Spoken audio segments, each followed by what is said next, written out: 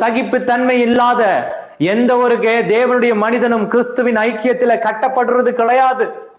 நீ உன் சபையிலேயே அநேகரால் வெறுக்கப்பட்டவளா இருக்கும் பொழுது, உன் சபையிலே நீ போய் அவர்களோடு உட்கார்ந்து ராபோஜன பந்தியிலே நீ உன் பரிசுத்த காரியத்தை, ஆண்டவருடைய சாக்கிரமத்தை நிறைவேற்ற வேண்டும் என்றால் உனக்குள்ள சகிப்பு தன்மை இருக்கணும். சகிப்பு தன்மை இல்லாதவன் தேவனுடைய சாக்கிரமத்தை நிறைவேற்றுவது எப்படி? நீ உன்னுடைய காணிக்கையை உன்னுடைய சபையிலே வந்து கொடுக்கும் பொழுது, பலிபீடத்துல கொடுக்கும் பொழுது, முதலாவது உன் சகோதரனை நீ சகிக்காமல் இருந்தால், உன் சகோதரனுடைய பாவத்தை சகிக்காமல் இருந்தால், உன் சகோதரனுடைய கோபத்தை சகிக்காமல் இருந்தால், உன் சகோதரனுடைய பழி பேச்சுக்களை சகிக்காமல் இருந்தால், நீ எப்படி நீ அந்த பலிபீடத்துல உன் காணிக்கையை கொடுக்க முடியும்? இதோ வேதம் சொல்லுகிறது, முதலாவது உன் காணிக்கையை வைத்து விட்டு உன் சகோதரனுடைய ஒப்புரவாகி விட்டு வந்து உன் காணிக்கையை தேவனுக்கு செலுத்து என்று சொல்லப்பட்டு இருக்கிறது.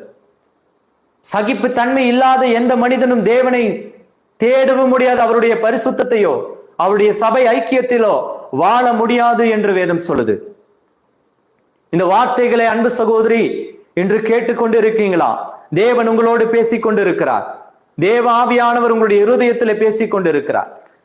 தேவனுடைய சமூகத்துல சகிப்பு தன்மையை கேளுங்க. ஒவ்வொருவரும் இந்த ஜெபத்தின் நிறைவில் தேவன் உங்களுக்குள்ள அதைத்தான் கொடுக்க விரும்புகிறார். சகிப்பு தன்மை, சகிப்பு தன்மையை கொடுக்க விரும்ப. 1 பேதுரு 1ஆம் அதிகாரம் 6-7 வசனங்கள் சொல்லுது.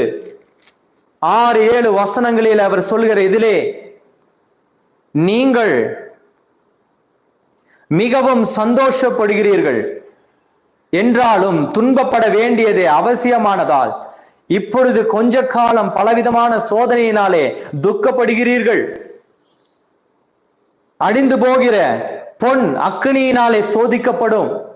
அதை பார்க்கிலும் அதிக விலையேற பெற்றதாய் இருக்கிற உங்கள் விசுவாசம் சோதிக்கப்பட்டு கிறிஸ்து வெளிப்படும் பொழுது உங்களுக்கு புகழ்ச்சியும் கனமும் மகிமையும் உண்டாக காணப்படும் என்று அப்போஸ்தலனாகிய பவுல் எழுதுகிறார். இது கொஞ்ச காலம் இந்த சோதனையை சகித்துக்கொள் என்று எழுதுகிறார். இந்த சோதனை கட்டாயம் உனக்கு இருக்கும் என்று எழுதுகிறார். துன்பப்பட வேண்டியது கட்டாயம் என்று எழுதுகிறார். இன்றைக்கு அநேக கிறிஸ்தவர்களுடைய வாழ்க்கையில துன்பத்தை சகித்து கொள்ள முடியாதவர்களா இருக்கிறோம். ஒரு சின்ன சோதனை நம்மளுடைய வீட்டுக்குள்ள வந்துட்டா உடனே நாம் ஊழியரையோ, நமக்கு சொல்லப்பட்ட தீர்க்கதரிசியின் வார்த்தைகளையோ, தீர்க்க தரிசியவோ இல்ல சக கிறிஸ்தவர்களையோ சக மனிதர்களையோ கடிந்து கொள்ளுகிறோம்.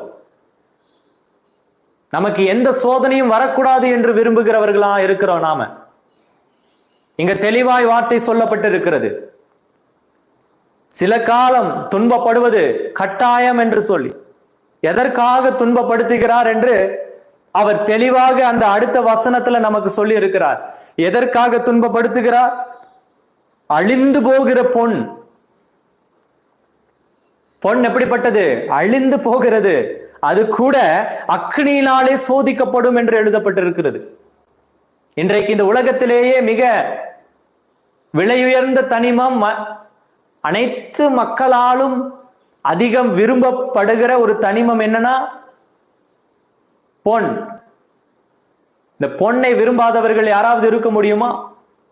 அப்படிப்பட்ட எல்லாராலும் விரும்பக்கூடிய, எல்லாரும் வாங்கிவிட வேண்டும் என்று நினைக்கக்கூடிய, எல்லார் வீட்டிலும் இருக்கிற அந்த பொன்னானது அக்கினியில சோதிக்கப்படும். ஆனால் அதை எப்படிப்பட்ட பொன் என்று சொல்லுகிறார்? அழிந்து போகும். அழிந்து போகும். ஒரு மனுஷன் வாழ்கிற நாட்களில் தான் அதை பயன்படுத்த முடியும்.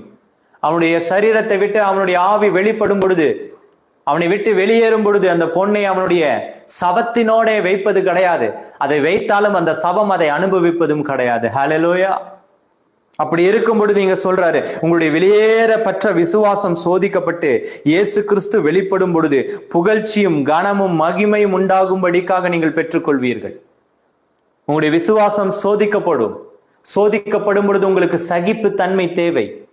அந்த சகிப்பு தன்மை இல்லாதவர்கள் இந்த விசுவாசத்துல பலனற்று போகிறவர்களா இருப்பாங்க. உங்களுக்கு தேவனுடைய ராஜ்யம் வரும் பொழுது மகிமையும் கனமும் புகழ்ச்சியும் மற்றவர்களாய் நாம் போகாதபடிக்கு எச்சரிக்கையா இருக்கணும்.